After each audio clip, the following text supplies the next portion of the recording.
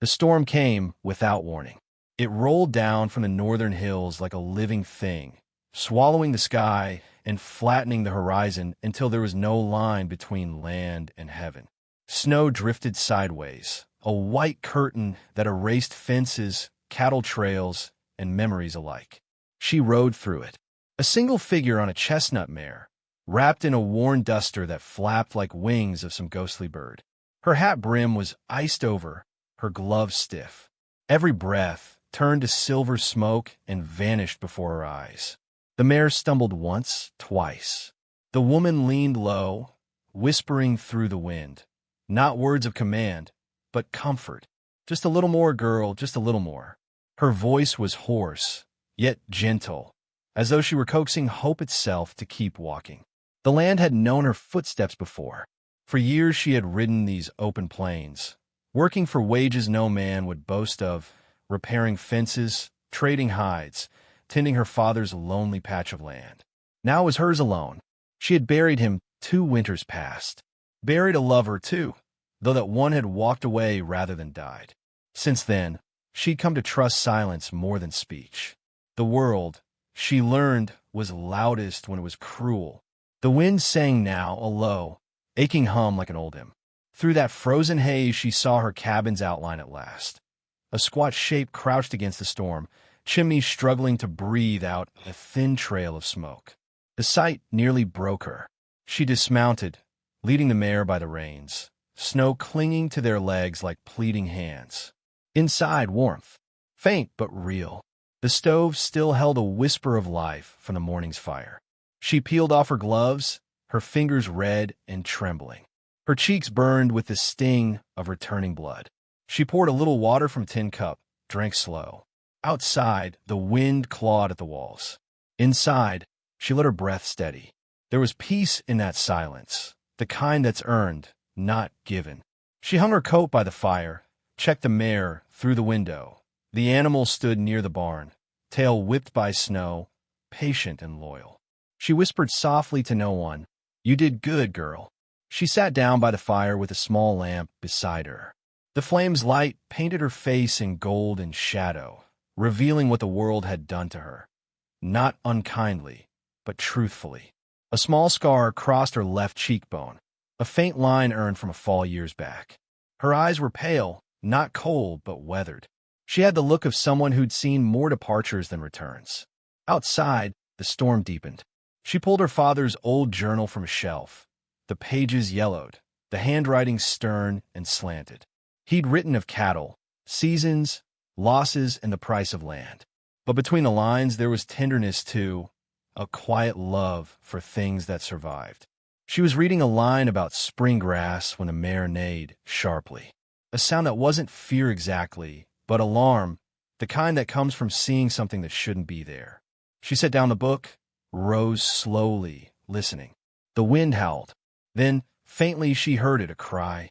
Thin, broken, not an animal, not the wind either. She hesitated, heart thudding in her chest. The cry came again, soft, desperate, fading. Lantern, coat, rifle. She didn't think, only moved. The door burst open, and the cold hit her like a wall. The lantern's flame bent sideways, barely alive. She shielded it with her gloved hand and stepped into the storm. Snow whipped at her legs as she followed the sound. Her boots sank deep, the world white and formless. Another cry, closer now. She stumbled toward a low fence near the barn, then froze. There, half buried in the drift, were 2 small figures. She dropped to her knees, the lantern shaking. The first was still, a child no more than 8, face gray with cold, dark hair plastered to her skin. The second, a little older perhaps, clung to her, eyes half open, lips blue, whispering in a language the woman didn't know. Her first thought was fear. 2 Sioux children, out here, in her yard, alone. Her mind flashed to old headlines. Raids, skirmishes, blame tossed like bullets. The wars had quieted, but the mistrust had not. Still, none of that mattered now. The smaller one's chest barely moved. She set the lantern down and pulled them both close, one arm under each tiny body. "It's all right," she murmured, though she knew they couldn't understand her. "It's all right. The older girl flinched, then went limp with exhaustion. Step by step, she carried them inside. Their weight felt like feathers at first, until she realized feathers don't tremble, don't breathe in weak, uneven gasps. Inside, she kicked the door shut, setting the lantern on the table. The light spilled over the cabin, over her rough wooden floor, over their small, frostbitten faces. She worked quickly. Years of tending sick calves and injured travelers had taught her what to do. Blankets, warm stones wrapped in cloth, water, soup reheating. She rubbed their hands and feet, whispering softly the way her mother once had when she herself had fever as a child. The smaller one stirred faintly, eyelids flickering. The elder coughed, a dry, painful sound, and tried to reach for her sister. The cowgirl caught that hand gently and held it between hers. "You're safe," she said again. "You're safe here." Words were useless, but tone wasn't. The girl looked at her, fear first, then confusion, then a flicker of trust that surprised them both. The storm outside raged harder, slamming against the windows. The world was gone beyond those walls. Only firelight, breathing, and survival remained. She fed the fire till it glowed deep orange. Hours passed. The girls slept. She sat in her chair beside them, watching the flames shift like slow-moving spirits. Her mind wandered to what might have happened to their family, to whether someone was out there searching, to whether they'd live through the night.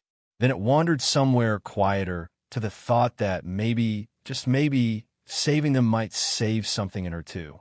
At some point near dawn, exhaustion claimed her. Her head bowed forward, arms folded around herself. The crackling of the fire merged with the sigh of wind outside. She dreamed of her father's voice, low and steady. "You take care of the lost, girl. Ain't no other law worth following." When she woke, the storm had gentled. The light that filtered through the frost-glazed window was pale and soft. The smaller girl's hand had found hers during the night.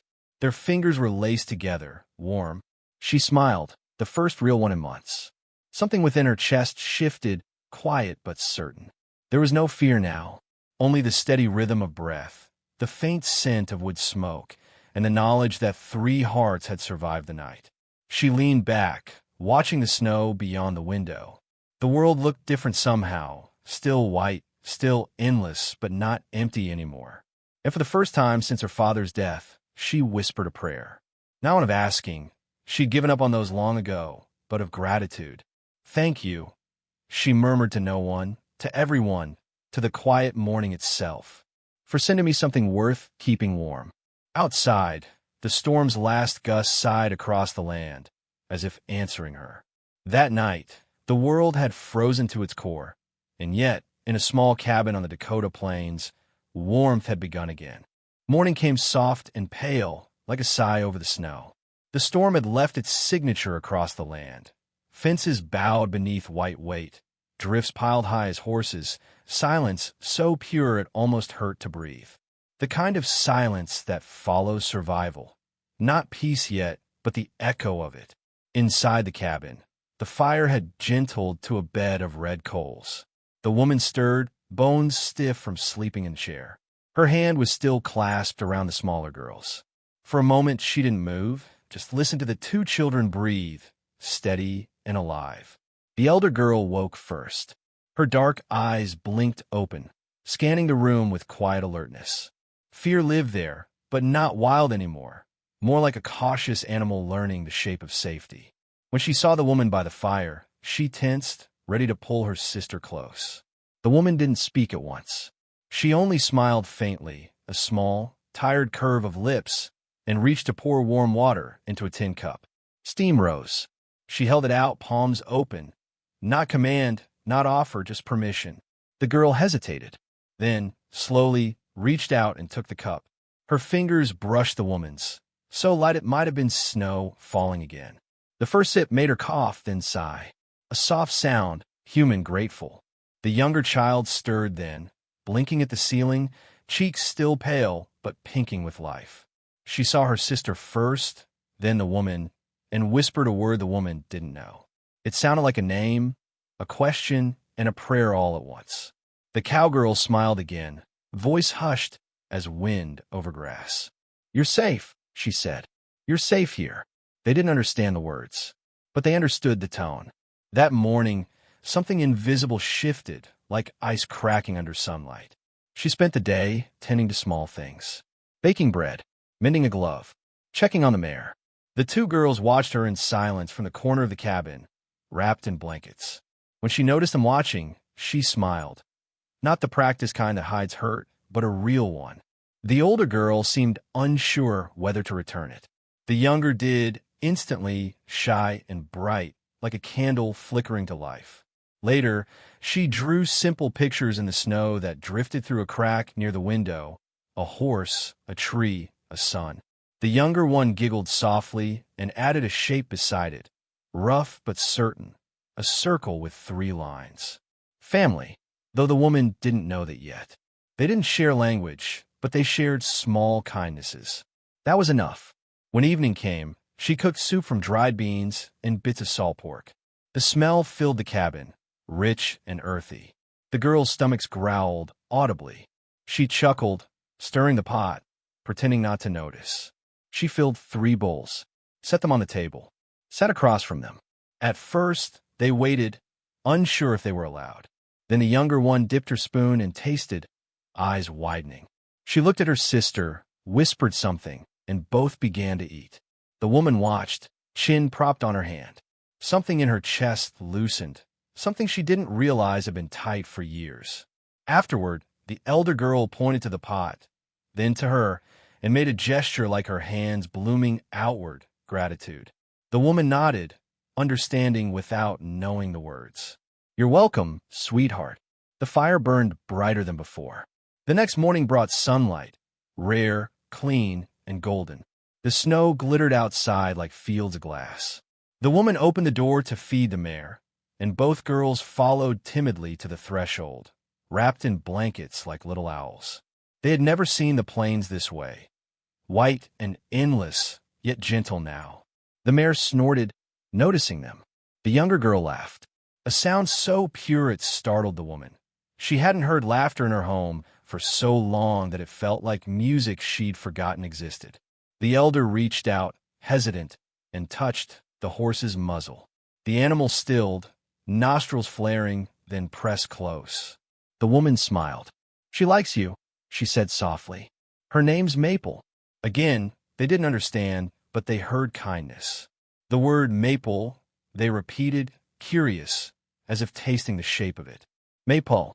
It became their first shared word. Days passed in slow rhythm, the kind of rhythm that mends what time has broken.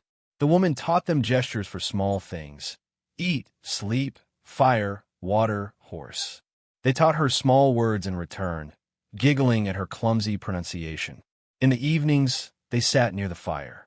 The younger one would hum something, a lullaby, maybe, or a memory. The elder braided a bit of string she found, twisting it into a pattern. One night, as the woman brushed ashes from the stove, she felt small fingers touch her hair. She turned. The elder girl was tucking a tiny feather into the loose braid near her shoulder. The woman froze, surprised, but the girl only smiled faintly and touched her chest, a gesture of quiet affection. The cowgirl reached up, touching the feather, unsure what it meant, but feeling the warmth behind it. "Thank you," she whispered. The girls didn't answer, but they didn't need to. The cabin didn't feel lonely anymore. But peace, out here, never lasted long. A few days later, the sound of hooves broke the calm. The woman looked up from chopping wood. A figure rode toward the cabin, tall, broad, wrapped in a heavy coat. Snow dusted his hat brim. When he dismounted, she recognized him. Henry Vaughn, a ranch hand from the next valley. A man who believed the world was simple, white or red, right or wrong, us or them. "Morning, Mississippi Lane," he said, nodding. "Heard tell you been keeping company." She wiped her hands on her coat, wary. "Company?" He tilted his head toward the cabin. "Little bird's been talking. Folks say you took in a pair of Indian young-uns after that storm." She didn't answer. He spat into the snow, eyes narrowing. "Ain't wise, you know. There's folks around here who don't take kindly to that sort of thing." Her jaw tightened. She felt her pulse quicken, not from fear, but from old anger. Their children, Henry. He shrugged. All the same, their people been seen near the ridge.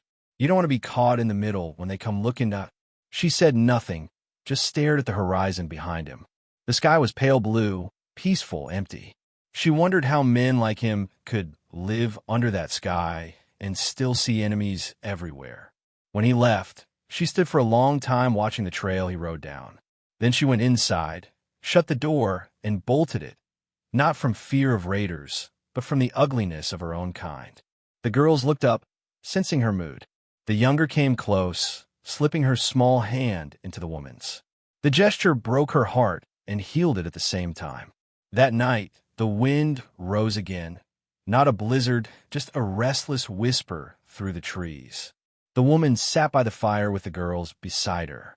She spoke softly, mostly to herself, telling them things they couldn't understand, about her father, her horse, the first time she saw snow fall on the prairie. They listened anyway, their eyes reflecting the firelight like two small lanterns. She told them, people think kindness is weakness out here, but it's the only thing that ever kept the world from turning cold. The older girl tilted her head, watching her lips move, as though she could feel the meaning in the rhythm of her voice. Then she leaned forward, drew a simple pattern on the woman's palm with her finger, 2 lines crossing, a small dot in the center. "What's that?" the woman murmured, smiling. The girl touched her own chest, then the woman's. The gesture said everything. You and me. For a moment, the woman couldn't speak. The fire crackled softly, filling the silence with something holy. That night, as they lay near the fire, the woman watched the girls drift to sleep. She traced the small feather in her hair, feeling its delicate edge against her fingertips. The wind outside carried faint sounds, maybe wolves, maybe just distance. But she wasn't afraid. For the first time since her father died, she didn't feel like she was surviving. She felt like she was living again. And somewhere far out across the plains, unseen in the moonlight, another fire burned, one belonging to a searching band of riders. A chief's eyes scanned the horizon, heart heavy, whispering names into the wind. He did not know that his daughters slept safe in the home of a woman whose kindness had already begun to rewrite the story of their people. Morning sunlight spilled across the prairie like liquid gold. Days had passed since Henry Vaughn's warning, and though the woman told herself not to dwell on it, unease had a way of slipping through the cracks, like cold air you couldn't quite keep out. The girls were laughing outside, tossing crumbs to the mare, their breath rising in pale ribbons. Their voices, soft and musical, mingled with the whisper of wind through the dry grass poking above the snow. It was a sound she could have listened to forever. Yet, in the back of her mind, something stirred, an old instinct, the kind that told frontiers folk when a titan reigns and check the horizon twice. That afternoon, while fetching water from the creek, she noticed prints in the snow. Not animal, human, large, deep, fresh. She froze, heart thudding in her chest. The creek murmured beside her, the only sound. She followed the tracks a few yards until they disappeared into the brush, but she didn't go farther. Her gut already knew. Someone was watching. She said nothing to the girls that night. Instead, she lit the lantern early and kept her rifle close. Not from distrust, but duty. The world was wild and unpredictable, and she had something worth protecting now. The girls fell asleep near the fire, faces peaceful. She sat by the window, listening to the wind, eyes scanning the horizon. Nothing moved but shadows.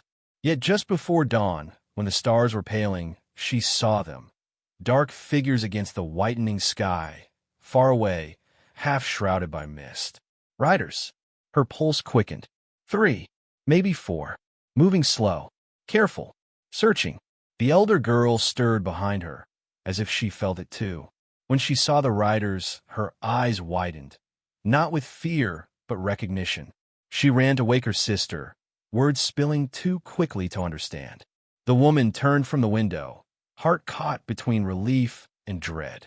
"They're your people, aren't they?" she whispered. The girls nodded, clutching each other. Their eyes shimmered, torn between joy and sorrow, as if the moment they'd prayed for was both a blessing and an ending. By mid-morning, the riders drew closer. She stepped outside, coat pulled tight, snow crunching beneath her boots. The wind carried the faint sound of horses breathing, hooves muffled in the thawing crust.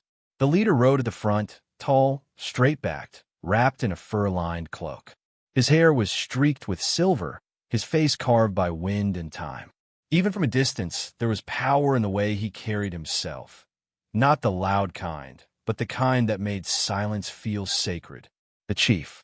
Behind him, 2 younger warriors and an elder woman rode in quiet formation. The woman's heart pounded. She set her rifle down against the porch post, visible but harmless. When they halted a few yards away, everything went still. Even the wind seemed to wait. The chief dismounted slowly. His boots pressed into the snow without sound. He scanned the cabin, then her, then the small faces peering from behind the doorframe. The girls burst forward before she could stop them. They ran across the snow, hair flying, crying out words that cracked with emotion. The chief dropped to his knees, arms open.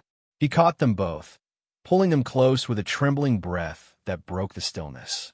The woman stood frozen, throat tightening. The reunion was so raw, so human, that for a moment she forgot to breathe.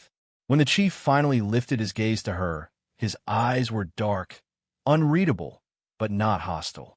He rose, one daughter still clinging to his side. She took a slow step forward, hands open, voice soft but steady. "They came to me in the storm," she said.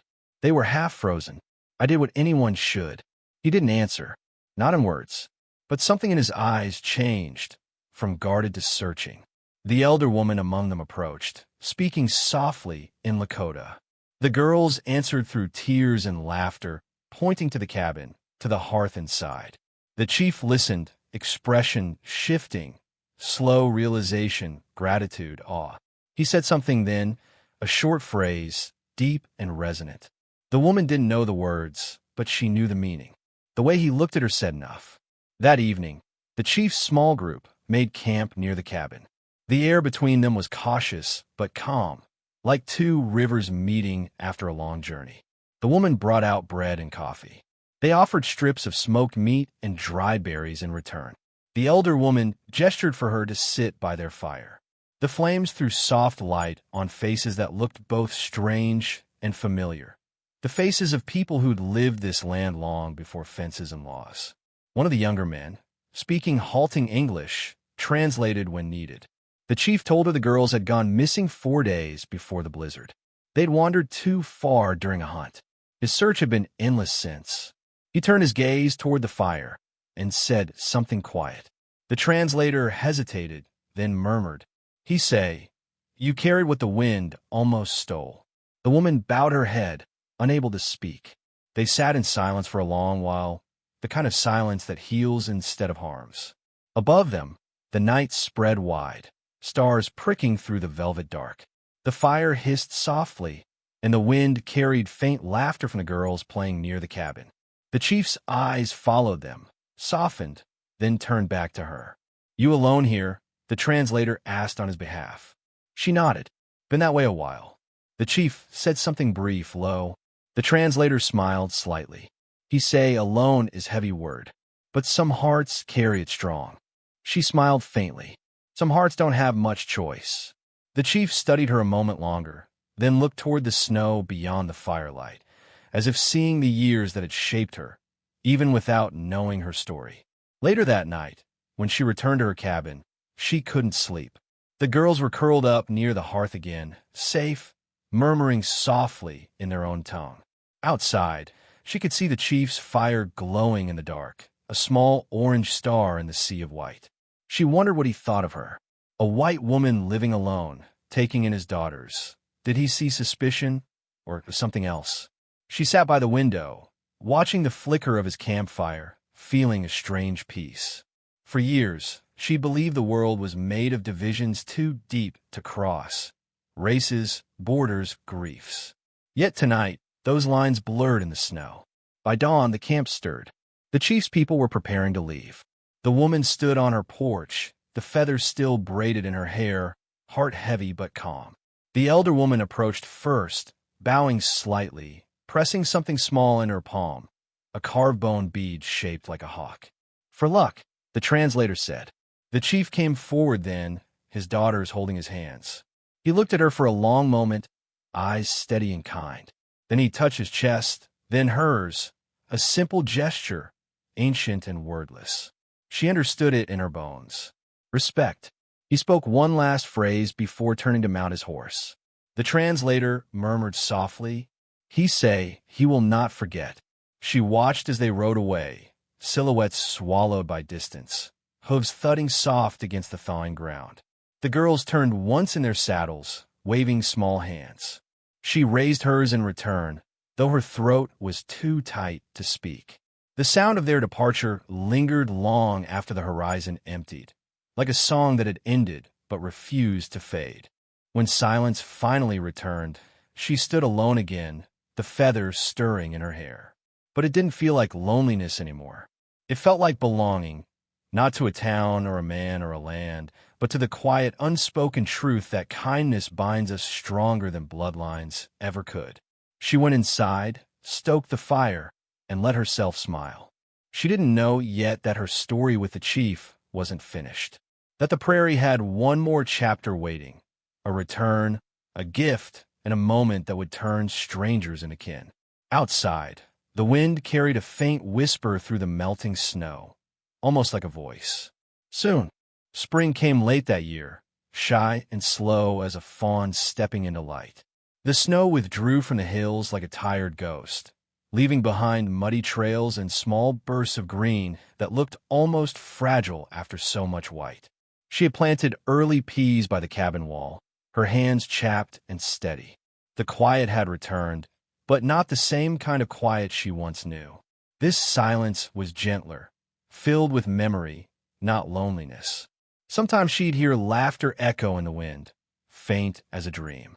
Sometimes she'd find a tiny footprint in the soft earth near the well, as if the girls still played here in spirit, visiting the woman who had once saved them from the storm. Life had settled into rhythm again. The mare grazed freely. The world kept turning. Yet one morning, as the horizon trembled under a pale dawn, that rhythm broke.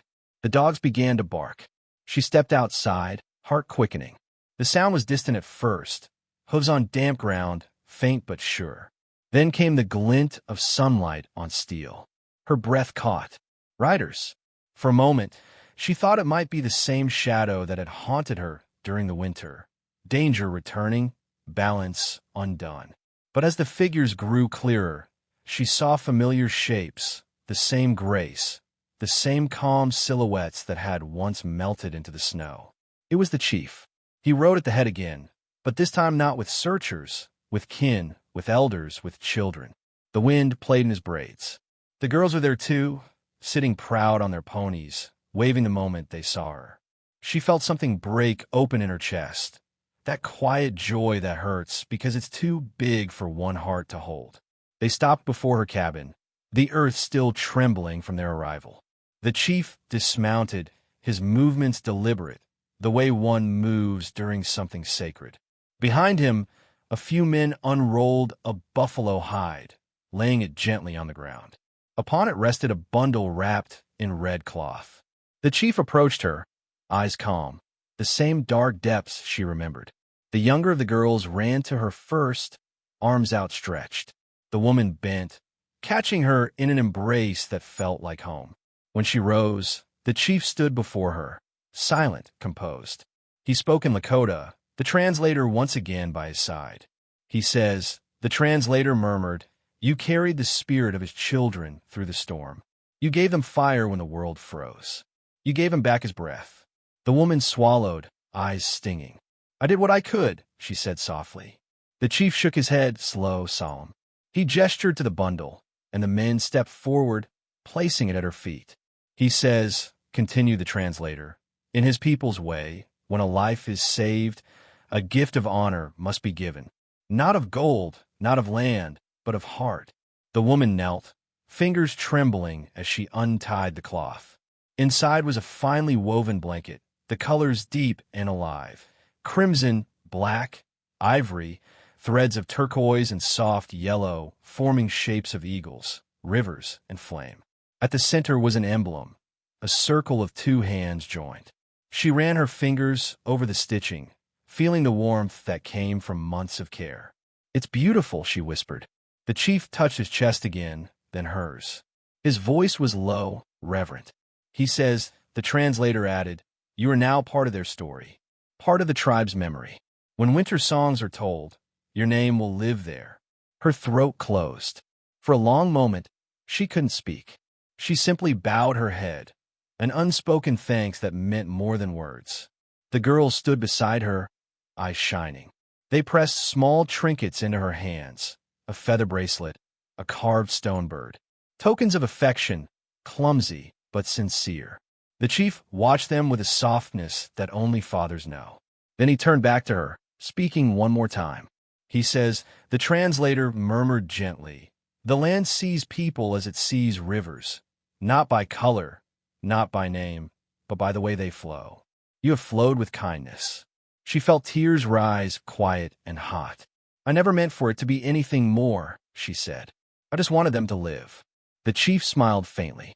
"That is why it became something more," came the reply. They stayed through the afternoon. Children played near the cabin, chasing each other through the meadow where the snow had just begun to melt into grass. The air was full of laughter and birdsong, like the prairie was breathing again after holding its breath all winter. The woman served stew. The chief's people shared wild tea. There was no barrier between them now, only warmth and the steady rhythm of respect. At sunset, when the sky bled gold and violet, the chief stood, ready to leave. He stepped closer once more, placing the blanket around her shoulders himself. The weight of it felt sacred, like armor made of gratitude. He said something then, and even before the translator spoke, she felt she understood. Still, the words reached her gently. He says, "When the next storm comes, you will not stand alone." Her eyes blurred. She bowed, hand over her heart. "Nor will you." They rode off into the dying light, the hooves fading soft against the earth. The girls turned back, waving one last time, their laughter carried on the wind. When they disappeared beyond the ridge, she stood long after, her coat heavy with the blanket's warmth, her hair tugged by the breeze. The world felt wider now, not emptier but alive. She looked to the horizon, where the sun melted into the plains, and whispered to no one and everyone, "We are all just travelers, aren't we? Searching for shelter in one another's storms." Her voice trembled, but not from sadness. It trembled with peace. The wind answered with a sigh through the tall grass, like a blessing. That night, she sat by the fire with the blanket wrapped around her. The threads shimmered in the glow, the joined hands at its center gleaming softly. She thought of the girls asleep under the same stars, miles away, but never truly gone. She thought of the chief's steady gaze, his gift not of wealth, but of belonging. And for the first time in years, she prayed, not with words, but with gratitude. Gratitude for snow that tested her heart, for strangers who became kin, for the truth that even in the loneliest corners of the earth, kindness always finds its way home. And maybe that's what the Old West was really about. Not just land and survival, but finding small patches of grace in a wild, unforgiving world. If you felt something in this story, that flicker of warmth in the cold, then maybe, friend, you carry that same light in you too. So tell me, where are you watching from tonight? And if this story touched your heart, give it a like, share it with someone who believes in quiet courage, and don't forget to subscribe. Because out here on the frontier of stories, there's always another fire waiting to be lit. Until next time, ride gently, love bravely, and remember, no kindness ever fades into the snow.